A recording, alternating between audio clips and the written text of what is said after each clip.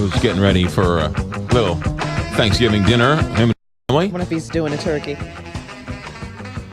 Tony Messer, do you cook the bird or does your wife cook the bird? I do the most of the Thanksgiving cooking. We'll be doing a turkey and a ham. Oh, how do you cook the turkey? Do you cook in the oven or smoke it, or how do you do it? Fry it? No, I'm an oven guy. You're an oven I've guy. never done the whole, the whole smoking or the whole deep fried. I'd blow stuff up. I would not.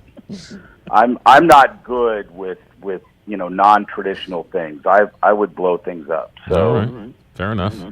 I'm more of a ham guy, but the wife wanted the turkey. After knowing you for a couple of years, I know you're more of a ham guy than a turkey guy. That is for sure. I walked right into that little Thanksgiving joke. I read your column with great interest over one of the most awesome powers a governor has, and that is to commute a sentence of a guilty person or a person who has been sent to jail. And your column this past week, what Governor Nixon is faced over the next couple of weeks is quite fascinating, and you break down a number of different scenarios. Talk about it for a moment. Well, first of all, let me just backtrack a little bit. I had an interview many years ago with a former chief of staff, one of Matt Blunt's early chiefs of staff, and he talked to me about one of the things that Bob Holden passed on to Matt Blunt and just explained to him in a private moment about how this power of pardon and clemency is just such a unique thing that the governor has. Literally, the power of life and death in the governor's hands, and it will weigh on a governor. And early in Governor Nixon's tenure, probably somewhat predictably, because he was an attorney general and sort of came from a prosecutorial background, he didn't use the power at all and was one of the few governors in the country that wasn't pardoning anybody. And that changed about 4 years into Nixon's term, and since then, he has pretty consistently used the power to at least pardon old offenses. What he's mostly done with his power, with a couple of high-profile exceptions, is take people who have already served their time and are already back into the community and are productive members of society, and basically giving them a pardon, thus erasing their past crimes. They're already in society, but it gives them a pardon. Maybe it returns their voting rights or something else. But what Monday's column did is ask the governor to take a look at some more difficult cases. There are a group of elderly women that are in the prison system that in many cases were there for participating in a crime in which they didn't even pull the trigger, but they got very heavy sentences, 20, 30, 40 years ago. Many of them were domestic violence victims. A couple of them killed their domestic abusers. And what a group of folks are asking the governor to do is show some tremendous mercy and let these women who are grandmothers who don't deserve to die in prison to spend the last few years of their life outside of the prison system.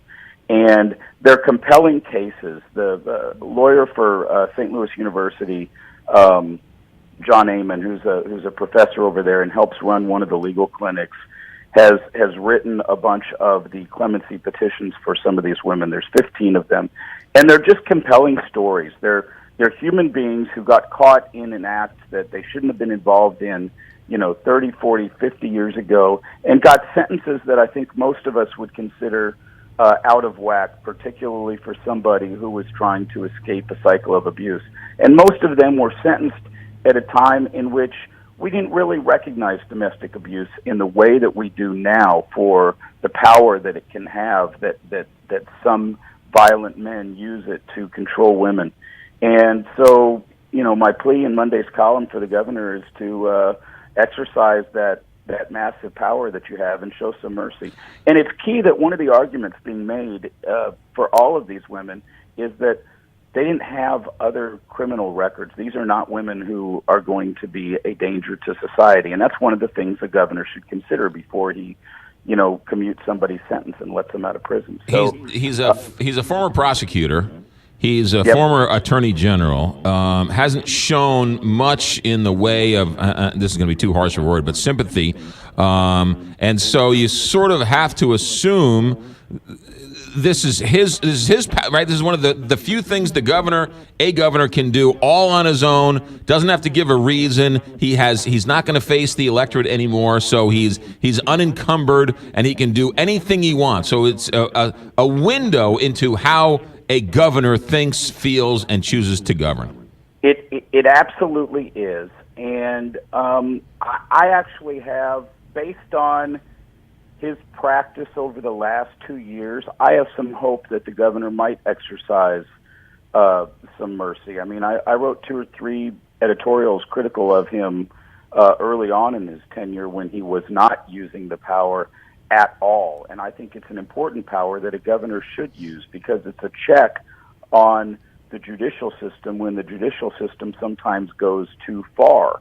And he wasn't using it, but he has used it, and he's used it in a couple of big cases. There was the case earlier this year of Jeff Mashansky, who was sentenced for, I don't remember the exact number of years, but a ridiculous number of years for pot possession, and he became sort of a national poster child for what's wrong with some of our laws relating to marijuana possession and distribution, etc.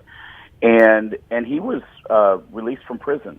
That was a relatively gutsy move by the governor as it relates to, having some potential political peril. And this is a governor that doesn't like to make decisions that have a potential downside.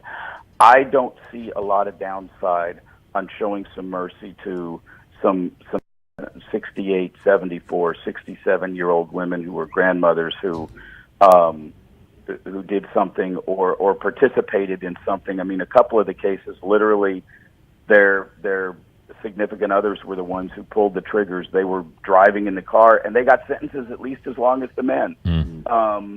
I don't think it is a stretch for this governor to show some mercy on his way out of office. We'll see what happens. Tony, have a good Thanksgiving, and you're off on Thursday. We'll talk to you next Tuesday. You too. We'll talk to you next week. Have a happy gobble day. You got it. There is a man who loves his ham. Yes, he does.